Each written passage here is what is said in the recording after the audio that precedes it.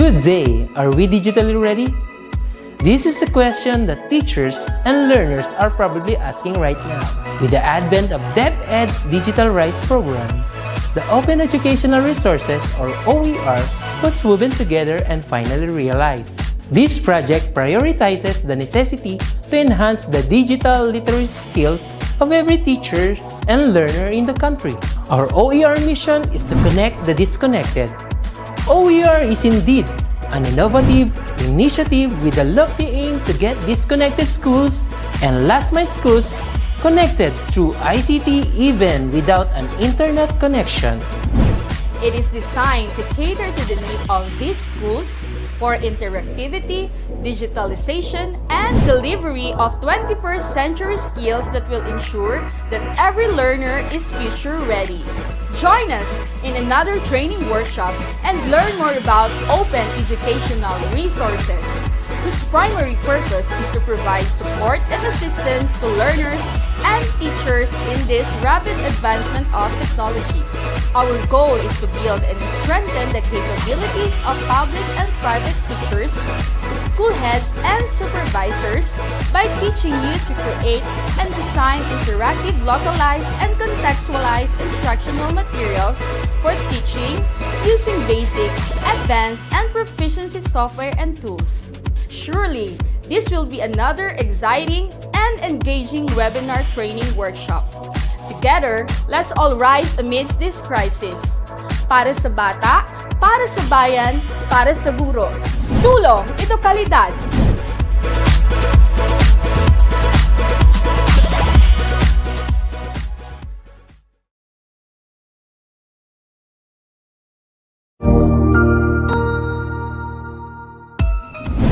Mabuhay! Good day to all!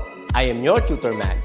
Welcome to ETUlay, a free online tutorial, an initiative of the Department of Education, Information and Communications Technology Service, Educational Technology Unit, ICTS EdTech. This program is aimed at helping and assisting learners from kindergarten, senior high school, ALS, Alive, and SPED learners. Aside from answering the modules, the ETUlay is offering programs which you will surely look forward to. Together with our parents and teachers, the ETUlay will bridge the gaps where difficulty and ease meet in learning new knowledge and skills. So, let us prepare our module, pen and paper. Ready your mind to see and hear worthwhile and interesting lessons. Let us now study and learn, together with our volunteer online tutors. Tara na!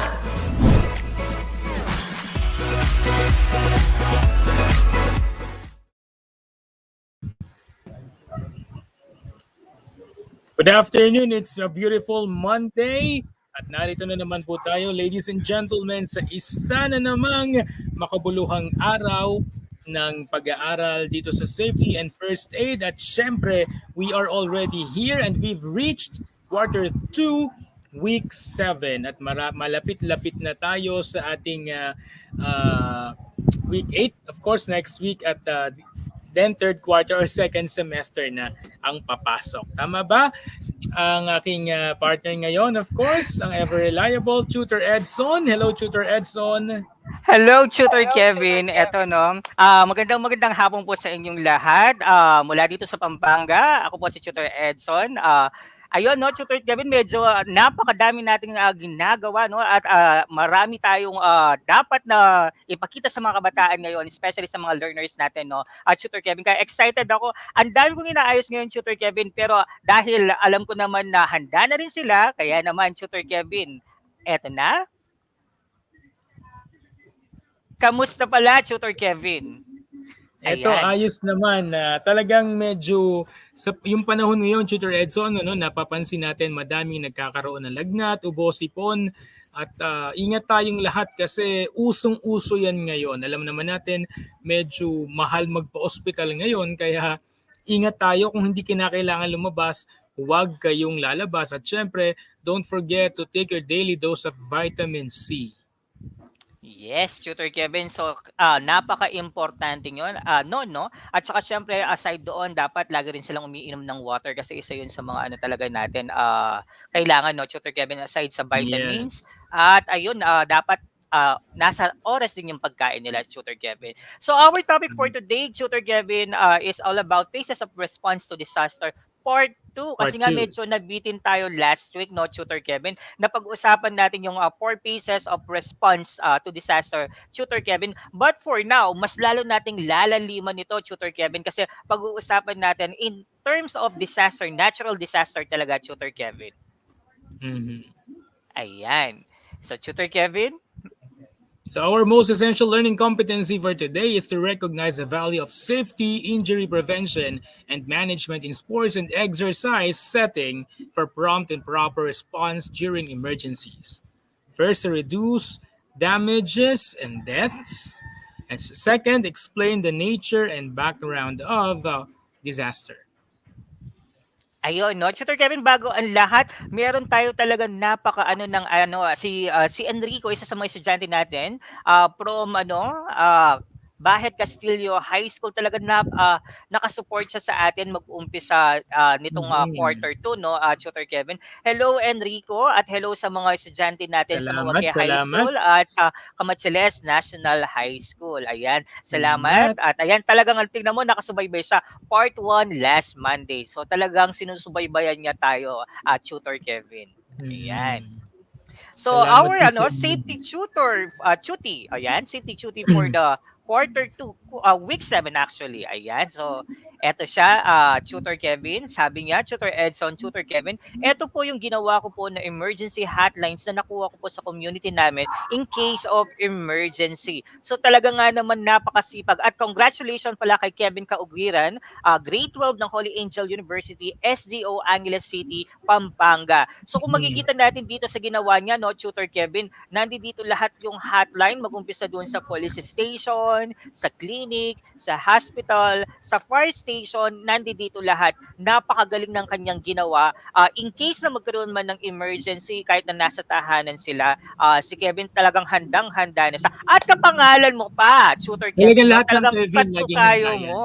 Oo, no? So talagang handang-handa siya. So nagulat ako kasi ayun nga, no, napansin ko lang ng pagtingin ko. So alam mo ba to, Tutor Kevin, isa sa mga estudyante namin ng junior high school, at ito'y taga SDO Angeles pa. So ang layo pa, no? Mhm. SDO Mabalacat kami.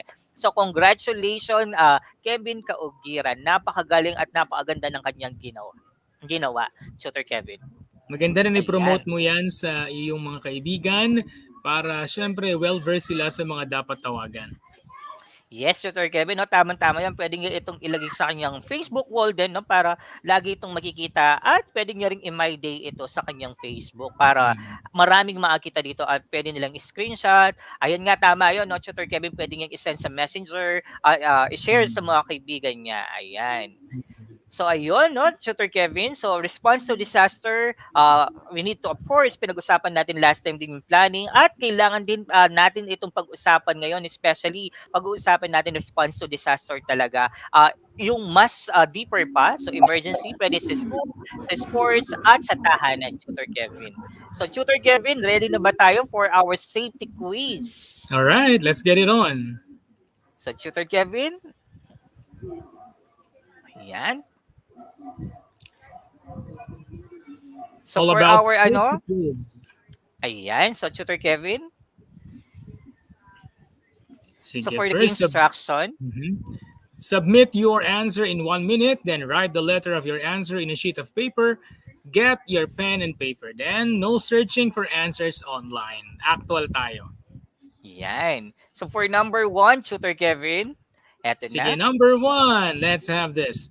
It is a dangerous phenomenon, substance, human activity, or condition, either natural or man-made, that can cause loss of lives, properties, livelihood, and services, and environment that will result to economic and social disruption. Is it A, calamity, B, disaster, C, hazard, or D, risk? So the answer Please type in your is, answer. yan. The answer Very is good. C, Ayan, hazard. so very good si ano, si Enrico, no? Alam niya yung sagot. Ayan, no? Ang answer niya is C, hazard. Ayan. Mhm.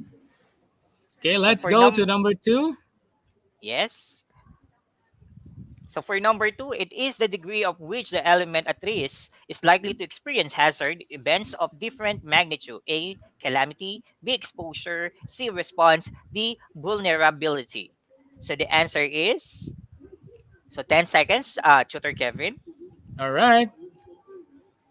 So you can write your answers sa lahat ng learners Ating natin. chat box.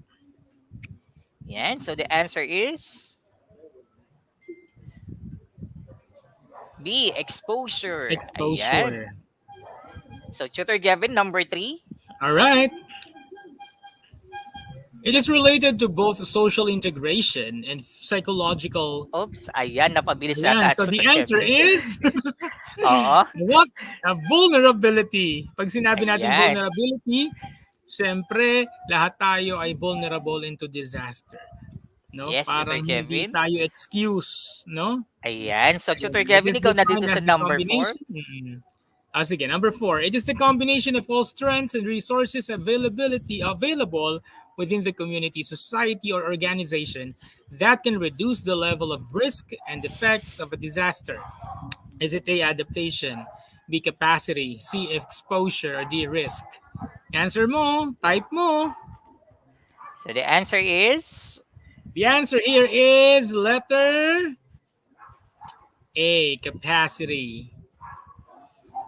Yan. For All number right. 5, Tutor Kevin, it is the combination of probability of an event to happen and its negative consequences. A, disaster response. B, management. C, resilience. D, risk. So you can type your answer sa chat box for 5 seconds. Ayan. So medyo minatili natin, no, Tutor Kevin? So the answer is...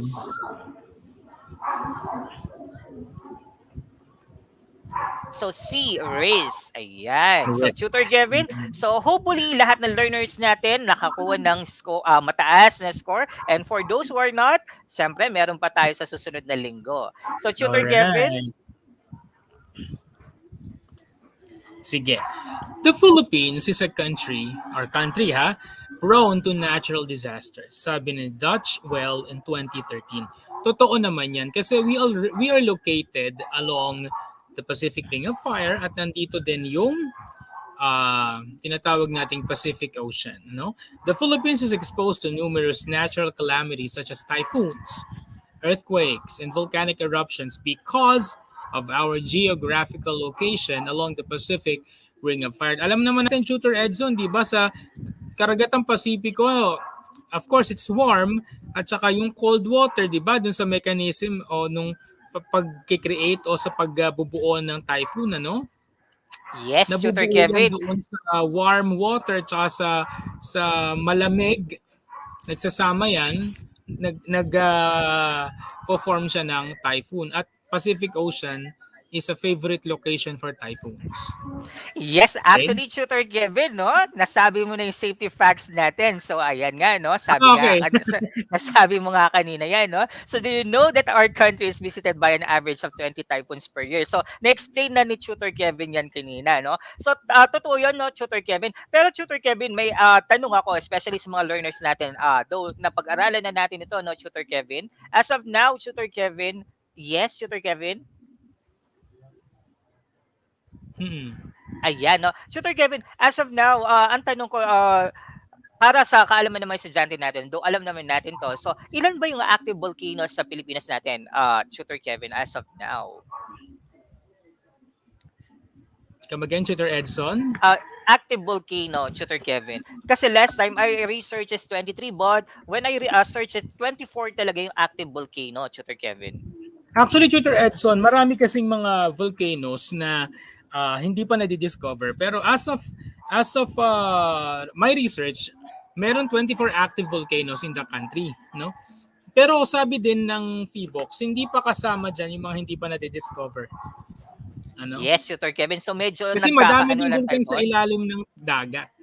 Yes, Tutor Kevin, no? So kasi napag-usapan natin kanina to na explanation mo about doon sa Ring of Fire talagang nakapaikot talaga tayo, no? So isa tayo doon sa talagang prone tayo sa natural disaster, Tutor Kevin. So na-ask ko 'yan kasi may nagtanong sa atin kung ilan ba talaga ang active volcano na makikita sa Pilipinas. Ayun.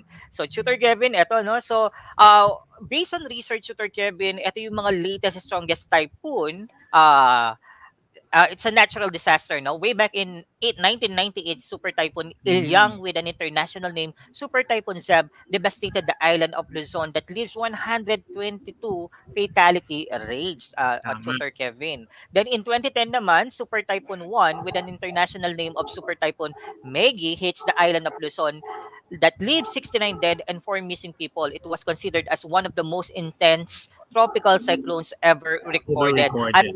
alam mo ba, Tutor Kevin, no, talagang ramdam ko yung typhoon na to way back in 2010 at in 1998. Ayan, napaghahalata na talaga ang edad, Tutor Kevin. Ayan. So, ayan, no, next, Tutor Kevin. Noong 2013, yung super typhoon, ito, Tutor Edson, isa to sa hindi ko malilimutang bahagi ng buhay ko. 2013 Super Typhoon Yolanda, with an international name of Super Typhoon Haiyan, brought devastation to the entire country with the highest death rate in Leyte. It leaves a fatality rate of 6,352 deaths and 1,771 confirmed missing. Ganyan ka ka-devastating yung typhoon na yan. Isa pinakamalaki sa kasaysayan. Yes, Tutor Kevin, no? Actually, nasa Luzon tayo. Ay, kami pala, no? Tutor Kevin, especially sa Pampanga kami, no?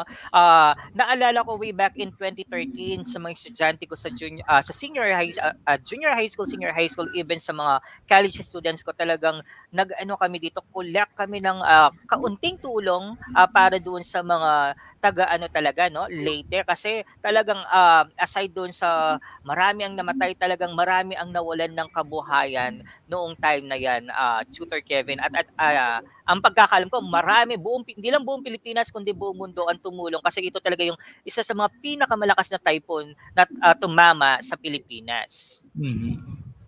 Ayun 'no, Tutor Kevin. Natakot. So, yes, Tutor Kevin. So, aside with that, dahil pinag-uusapan din natin ang safety and first aid in terms of sports disaster, sa buong mundo naman, Tutor Kevin, no, based on our research, before the US Olympic swimming trials in 2008 naman, swimmer and coaches were working in the quest centers when a huge storm rolled through the Omaha area. Everyone in the facility was forced to take shelter in the interior of building before the building was eventually evacuated for the night. Actually, Tutor Kevin, no? So, actually, a week before pa lang talaga na sila, nagtitrain na sila. But, dahil tumama itong ano talaga, itong storm na to, no? So, what happened, Tutor Kevin, is nahinto yung kanilang ano kasi talagang yung sports area nila is tinamaan talaga at nasira siya. So, pero nakaligtas naman yung mga swimmers at nakapag ano naman sila, nakapagpatuloy naman sila sa training nila, Tutor Kevin.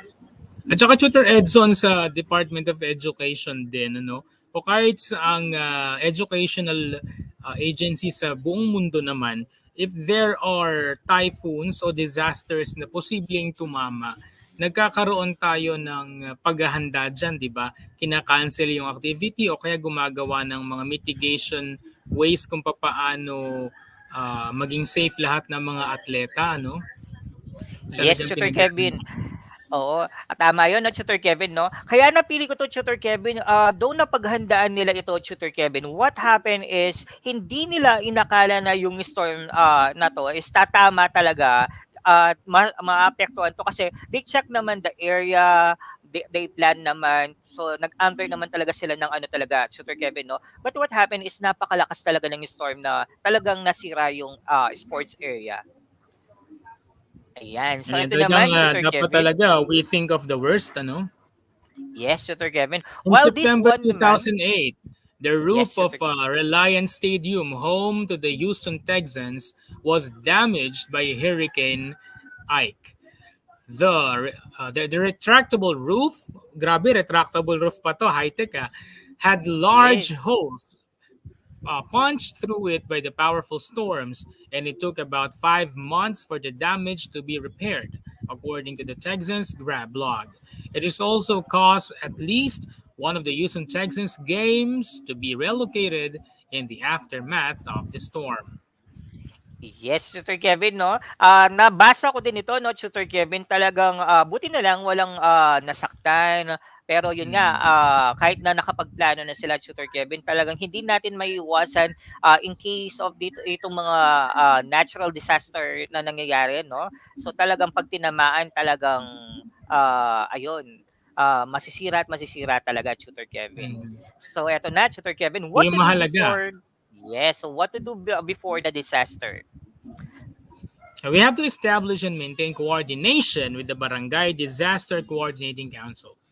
Then ensure that the school building can withstand heavy rain and strong winds.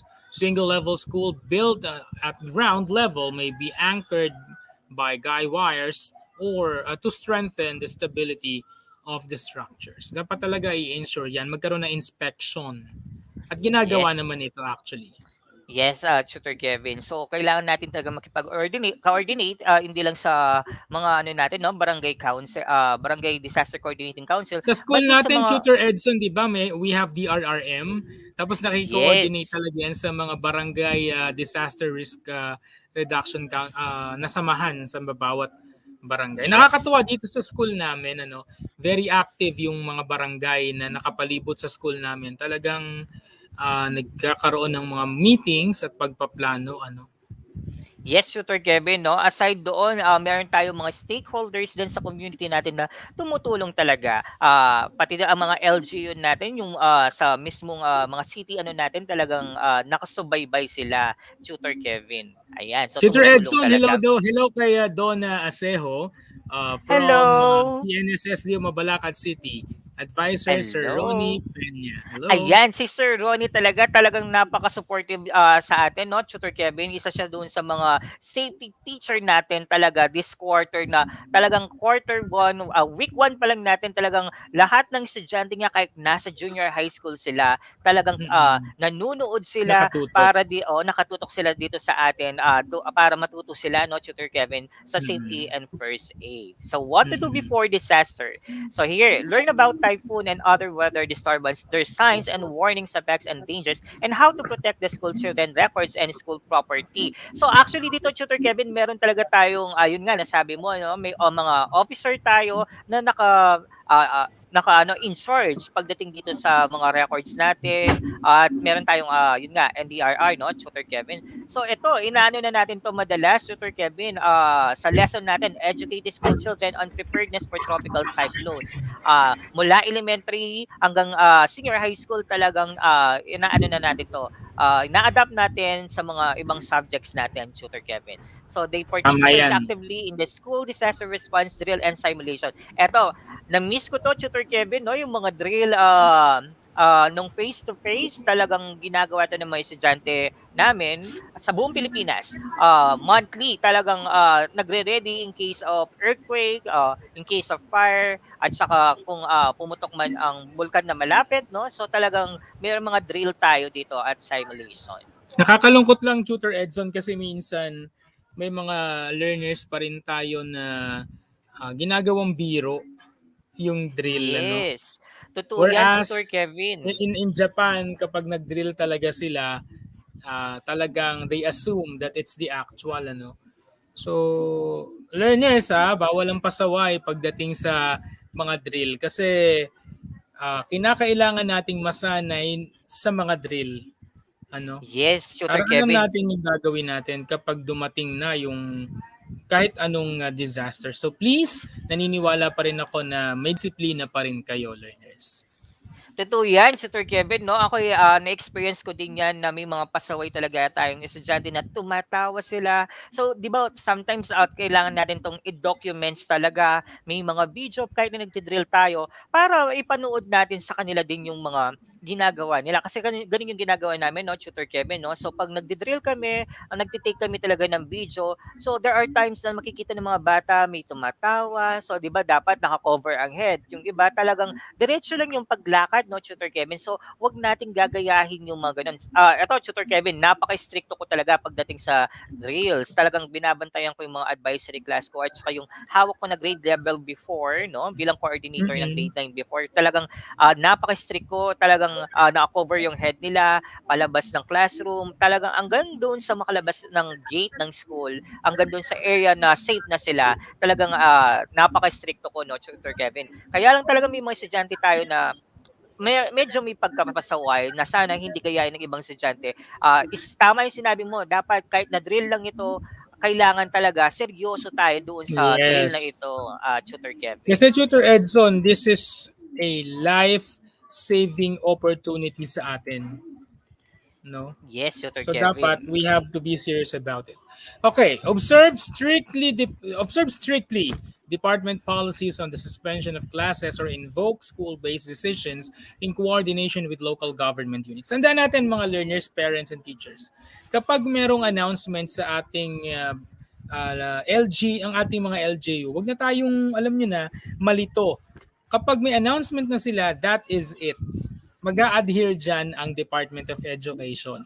Kapag sinabi nila na walang pasok dito, walang pasok doon. You don't need to chat or message yung teachers for confirmation kasi yun yung ating protocol. Ano? At kapag signal number 1, automatic ang mga nursery o nasa lower levels, ano, specifically nga mga preschoolers, wala na talaga silang pasok.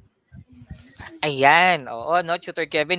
Alam mo, Tutor Kevin, may naalala lang ako diyan sa sinabi mong 'yan. So 'pag, meron tayong mga natural calamity like yung ulan 'no, yung bagyo 'no, yung typhoon talaga, Tutor Kevin, yung mga estudyante naka-ano na, nakahanda na sila sa harap ng TV, sa radyo, sa Facebook, sa mga social media 'no. So gabi pa lang, parang nagdarasal na sila na 'no, nung face to face 'to 'no, Tutor Kevin, na sana walang pasok bukas. So talagang nag-aano sila. Pero ngayon talagang miss na miss nila sana may pasok na, Tutor Kevin 'no.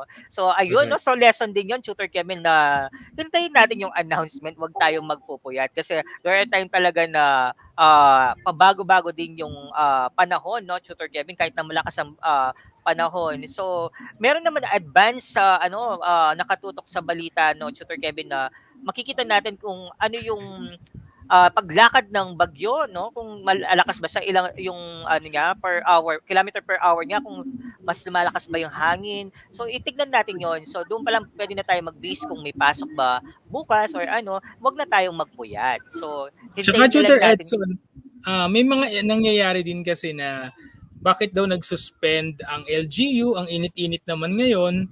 The reason behind Yes. that kasi is mas mahirap magkaroon ng mas mahirap magpigil ng paso kung in the event na Yes, Tutor ano. Kevin, tama So, ganun 'yun 'no. talaga. Kaya wag po nating sisisihin ng LGU kung ganun minsan yung mga decision nila dahil alam po nila ang kanilang ginagawa. Believe me. Yes.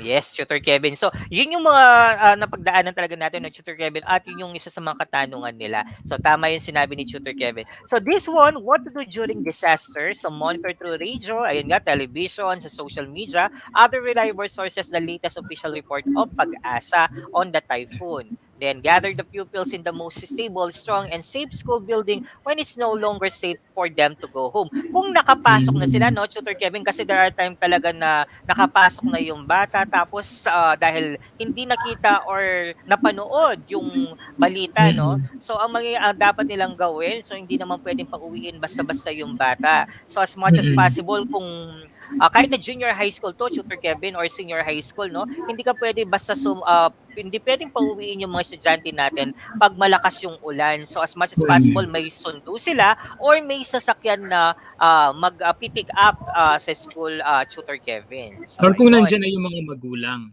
Yes, Tutor Kevin. So ito nga, no, advise pupil students to stay indoors away from windows. Ayan, kasi pag malakas ang typhoon, hindi natin alam kung ano yung mga lumilipad din, no, Tutor Kevin, Mm-mm. at nasisira sa labas. Exactly.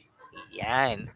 Okay, coordinate with the proper school officials on possible immediate evacuation measures, especially if the school is located in a low-lying area. Dito, Tutor Edson, nakaka-relate ako kasi sa school na dito sa SDO Calamba City, no, at talagang matindi yung panawagan ng aming DRRM head dito. Hello kay Sir Ariel. Talagang malimit ang kanyang inspection at reminder sa ang mga DRRM lead person sa mga school na sa amin si Sir Noel, talaga nagre-remind talaga siya at nagkakaroon ng pagpaplano talaga, no, doon sa mga measures kung paano ma-mitigate ang posibleng epekto at I think it's really effective yung mga planning na ginagawa nila, no? Specifically sa amin kasi low-lying area, school namin minsan dagat. Yes. Oo, nakapunta na ako diyan, Tutor Kevin. Ang ganda ng paaralan niyo 'no, Tutor Kevin 'no, from Pampanga talagang nakapunta ako ng, Laguna 'no. Napakaganda, yun nga lang ha, tama yung sinabi mo 'no, Tutor Kevin 'no, low-lying area 'no. Kasi akala ko, ano lang yun 'no, dahil tabi kayo ng, yun na yung pinakalawa 'no, Tutor Kevin. So, Laguna de ah Bay. may tubig pa talaga doon sa likuran ng school ninyo. So, sabi ko ang ganda pero para Mm. 'pag meron talagang, typhoon 'no, medyo delikado talaga, Tutor Kevin, para sa mga Mm. estudyante natin. Usually, ang ginagawa dyan, nakiki-coordinate kami sa barangay, sa city hall, kung ano yung mga pwede nilang maitulong sa amin na measures kung paano ma-mitigate ang posibleng masamang epekto ng bagyo. Ano. Then, ensure that pupils or students will remain calm. Ito, napaka-importante nito by keeping them informed of the latest developments. Wag na wag tayong magsasabi sa kanila ng hindi totoo. Pero pwede naman Yes, nating Tutor i-inform Kevin. sila in a nice manner naman. Wag naman natin silang bubulasin or gugulatin. Mag-iiyakan ng mga Yes, bata. Tutor Kevin, oo. Ayan. So what to do actually ito 'no, Tutor Kevin, same lang, yung gagawin nila doon sa before, during, after 'no. So before, tapos yung after gano'n din 'no. Kasi, Tutor Kevin, kaya pareho lang, they need to stay pa rin doon sa area nila. Hindi sila puwede na lumabas 'no, pagtapos ng typhoon. Mm. Hindi sila puwedeng mag-ayos kasi hintayin nila yung, ng Barangay Disaster Coordinating Council at yung mga dapat nilang gawin. Wag silang basta lalabas at wag sila basta magbubuhat ng kung ano-ano kasi hindi natin alam kung anong pwede na mangyari pa doon sa environment nila or doon sa area nila, Tutor Totoo Kevin. yan. So ayun 'no, so as much as possible mag-stay lang sa bahay, so educate pa rin natin yung mga bata pagdating doon sa ano at alam natin yung gagawin natin pagkatapos ng, typhoon or anumang disaster na nangyari kasi we have experience na, may experience na tayo na, Tutor Kevin. So, mas magiging handa tayo sa mga susunod pa, Tutor Kevin. Mm. So earthquake naman, in 1968, Kasiguran had a 7.3 magnitude earthquake that left 270 casualties. It causes massive landslide and tsunamis in Kasiguran, Aurora. So siguro, Tutor Edson, i-summarize na lang natin to, no? Dito, Yes, Tutor ang Kevin. earthquake, dahil nga nasa Pacific, we are located along the Pacific Ring of Fire, marami mga seismic activities na pwede nating maranasan. At ilan nga sa mga to ay napakalalakas ng kanilang intensity at saka yung magnitude talaga nila ay naabot talaga nila yung talagang level na nakapanira na talaga ng mga properties at ng buhay, ano. So we also Yes. have to be mindful of that. Na kwento ko lang na mabilis, Tutor Edson, ano. Sa Japan din, talagang handang-handa sila diyan. Yes, Talagang Tutor Kevin, structure-wise totoo talagang 'yan. ready. Oo, na-discuss ko rin 'yan last week 'no, Tutor Kevin, kasi sabi ko nga, may i-share lang ako, Tutor Kevin, kasi napapanood ko 'to, madalas akong manood sa mga balita sa ibang bansa 'no. So may Mm. napanood ako na nangyari is nagkaroon talaga ng earthquake 'no, bumagsak talaga, nabutas yung mismong doon sa, daanan 'no, at may bumagsak na building. But in just 6 hours, Tutor Kevin, na-repair nila yung daanan talaga. So nakakabilib ang Japan 'no. So napakabilis nila pagdating sa mga, ganyang, ano 'no, response, sa earthquake, Tutor Kevin. Mm. Tama yan. Dapat Ayan. mas maganda tayo din. Yes, Tutor Kevin. What to do before? Recommend to appropriate authorities the evaluation of structural soundness of school buildings. Ito, sa Department of Education o sa ano man to, corporate world, yung mga engineers, 'di ba, Tutor Edson? 'Di ba may mga municipal engineers tayo, may mga division offices engineers tayo. Talagang nag-i-inspect talaga sila kung ang Yes. integrity pa ng mga school building natin ay worthy pa Yes. para gamitin o hindi na o dapat ba i-abandon na 'yon, ano? Yes, Tutor Kevin, i-share ko lang ito, no? So, noong 2017, nag-check sila ng mga building sa school namin, no? May isa kaming building talaga na, ano siya, 4 classroom siya, pero may second floor sa Tutor Kevin, no? Doon sa second floor, Tutor Kevin, kung mapapansin natin yung mga building natin sa school, di ba? Kabilaan yung mga, ano nga, tawag dito, hagdanan, no, Tutor Kevin? Ayan, so medyo maingay sa labasan namin. So may hagdanan both side kasi kumbaga yung isa yung exit, tawag dito, in case of emergency, no, Tutor Kevin. So Mm. mapapansin natin yon, no. So may malaking hagdanan tapos yung pinakadulo parang maliit lang yon, no, Tutor Kevin. So in case of emergency. So may isa kaming building na wala siyang maliit na hagdanan doon sa kabilang side. So ang nangyari, ang NDRR nung chinek nila at saka yung mga engineer, no, hindi na pinagamit mag-umpisa 2017 yung classroom na nasa taas, Tutor Kevin. Yung Mm. dalawang classroom sa taas, sa baba na lang kasi sabi nila hindi daw pumasa yon kasi in case of emergency, kahit na merong hagdanan ito, dapat meron pa rin siya na kabila. So para kung magkaroon man ng ano talaga natural earthquake or ano man na disaster, no, Tutor Kevin, mabilis daw na makakapag evacuate yung mga estudyante natin. Mm. Ayan. Then, ito, Tutor Edson, ano, we have to request appropriate authorities to determine whether the school site is along an active fault and or in liquefaction of or landslide prone areas, which may cause school buildings to fall. Importanteng alamin ang location ng paaralan, ano, kung magpapatayo man ng building. Kasi masasayang ang property, masasayang lalo na ang buhay. Hindi na may babalik ang buhay, ano. Yes, Tutor Make sure that Kevin. school building design complies with the National Building Code standards. May mga sukat ng bakal, ha? May mga sukat ng mga poste dapat na masunod, may mga specifications. Huwag tayong magtipid at huwag natin i-substandardize ang mga materyales. Dahil sayang ang Yes. buhay. Mm-mm. Yes, Ang Tutor pera, Kevin. maano pa yan, pero ang buhay na nawala dahil substandard ang gawa ay hindi na maipabalik. Yes, tama yon, Tutor Kevin. Okay. Yan. On existing school buildings with one, ato pala, ayun, tama. On existing school buildings with one door request, ayan, dapat meron tayong dalawang pintuan sa ating classroom, ano? At ang pintuan niya ay hindi pa loob, palabas ang sarado, Yes, 'di Tutor ba? Kevin. Ayan. Okay.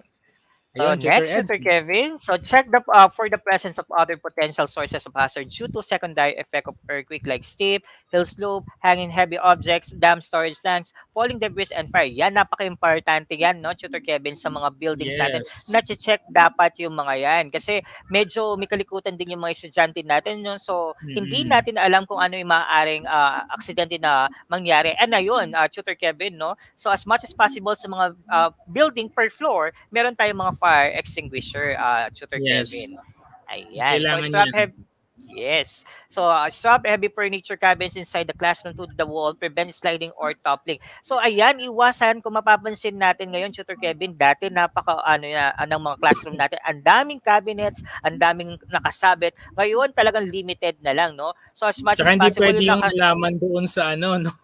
Sa yes, sa taas ng corridor. blackboard, Kailangan no? halaman. Minsan, yung mga blackboard din natin, may mga sa taas, Tutor Kevin, mapapansin mo, may mga room na may nakalagay na mga halaman, paso. So, as much as possible, iwasan natin yon, Tutor Kevin, no? Kasi, in case of, magkaroon ng earthquake, mahuhulog yung mga yan, no, Tutor Kevin. At kung may mga nakasabit man, Tutor Kevin, mas maganda nakasabit, fire extinguisher, at yung, safety first aid kit. Yan yung importante. So, ayan, Tutor Kevin. So, alam naman natin yung mga yan, no, Tutor Kevin? Ayan, so nasabi na lahat. So, what to do during, Tutor Kevin, in case of earthquake? So we have to direct pupils or students to stay inside the structurally sound building. So advise pupils, students to protect their body from falling debris by bracing themselves into a doorway or by getting under a sturdy desk or table. Yung tinatawag nating drop, hold, and cover. So, kapag yun Yes. ay may earthquake, no? Kapag nasa loob naman doon ng vehicle, pull to the side of the road and stop. Do not attempt to cross bridges. So, huwag magtutuloy ng pagdadrive, ano? Baka mamaya tumawid ka sa tulay, ay delikado, masira yung tulay. Direct pupils or Tut- students to move to an open area. Ginagawa natin yan kapag may earthquake drill tayo, ano? Then stay away from power lines post. Talaga naman kinakailangan.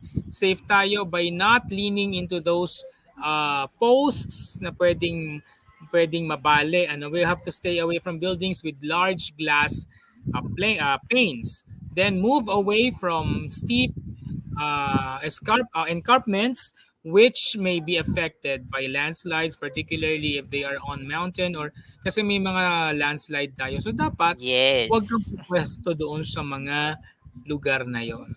Tutor It's Kevin, may always tanong tayo. Mayroon nag-message kasi sa akin. Eto, no? Sabi niya, Tutor Edson, Tutor Kevin, ano naman po ang gagawin kung nasa, ano po tayo, nasa 10th floor or yung pinakamataas na floor during earthquake? Ano yung magandang gawin? Okay, first things first, dapat wag tayong aalis.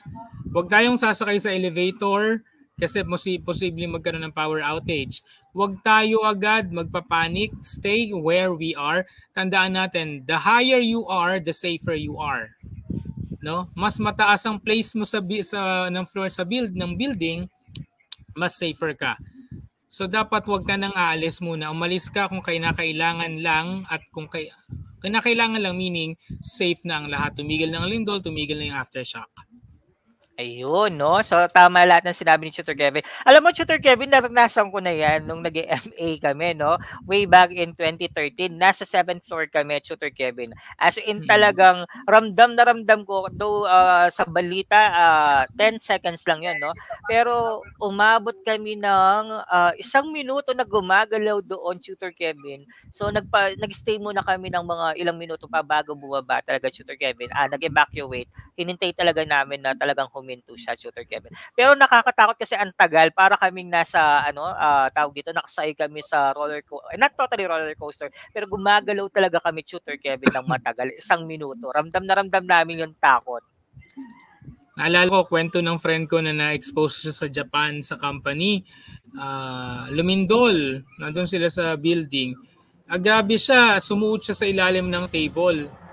And then pag bangon niya, nakita niya yung mga Japanese na nakatingin sa kanya, nakatawa. Tinatawanan siya kasi yun ang practice kasi sa atin. Ano? Kasi sila sanay na. Yes, Tutor Anyway, Kevin. dapat nandun pa rin yung sense of urgency natin. Ayan, duck, cover and hold. Disaster ready for earthquake. Ayan. So, nasabi mo na yan, no, Tutor Kevin, kanina. Tutor Kevin, meron pa akong isang kasi there are buildings na gawa dito sa school natin, no, na ang nag-donate is mga Japanese, no. Nung ginagawa nila itong mga buildings na to, Tutor Kevin, nakita ko may mga spring na nakalagay doon sa underground, no, bago nila ito tinakpan ng semento, ng talaga, bago nagawa, talagang meron siyang mga spring na malalaki.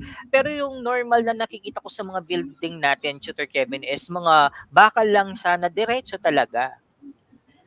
So tandaan mo kapag ganun, Tutor Edson, kapag walang spring, no, at walang shock absorber, ano, kung ang paggalaw ng lupa ay ganon, kinakailangan sumayaw yung building.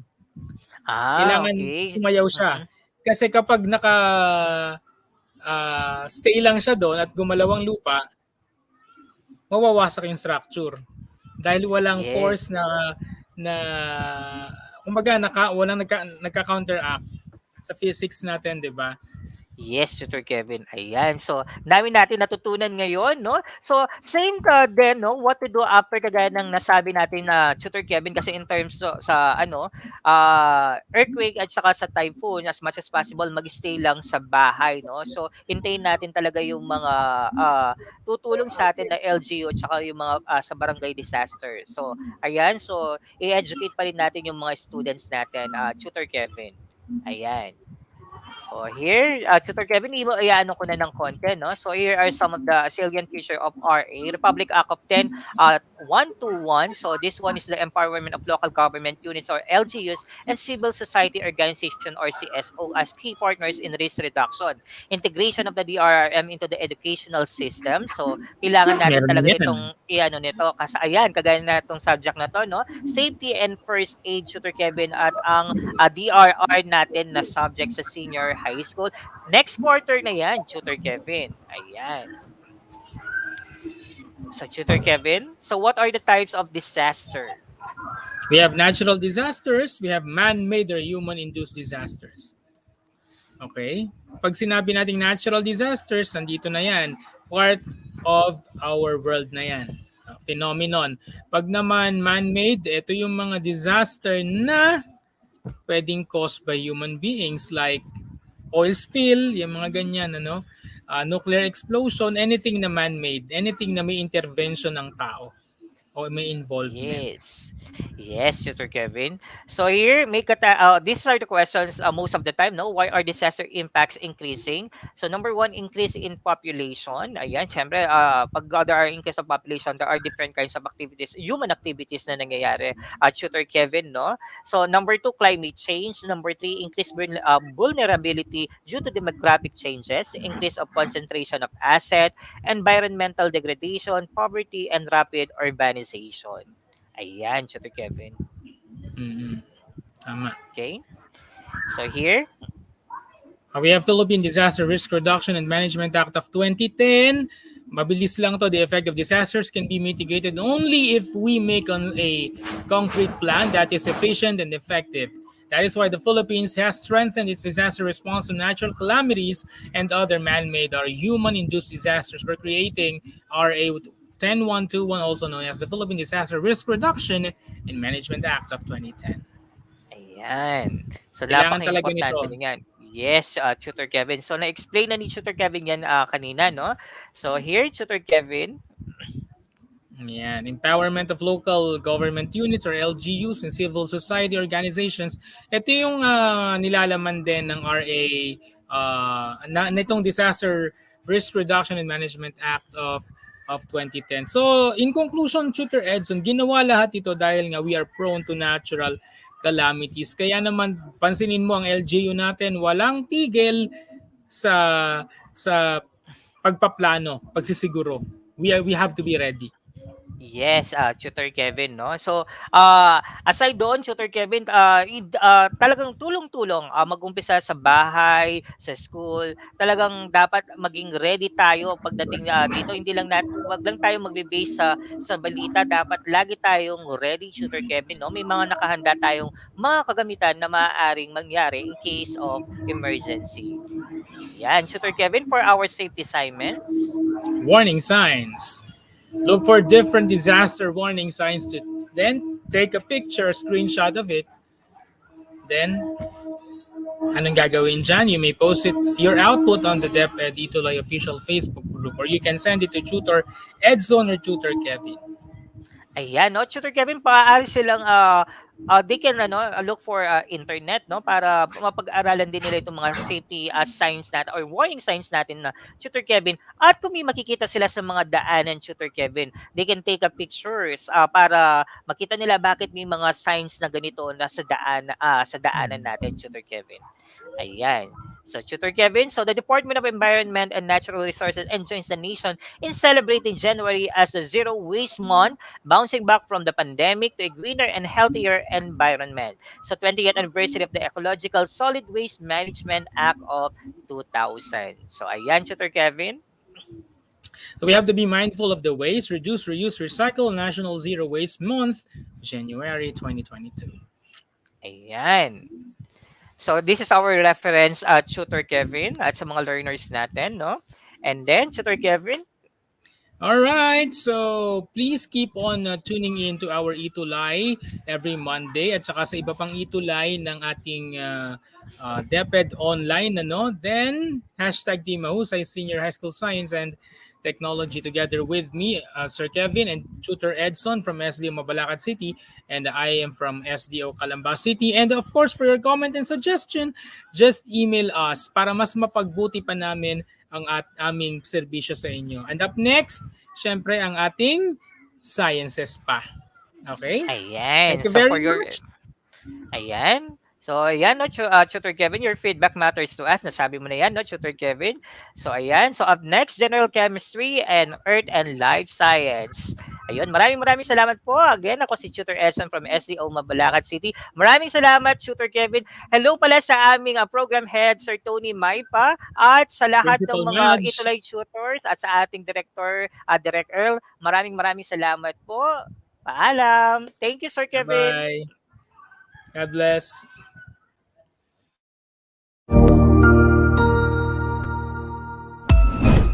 Ang husay naman!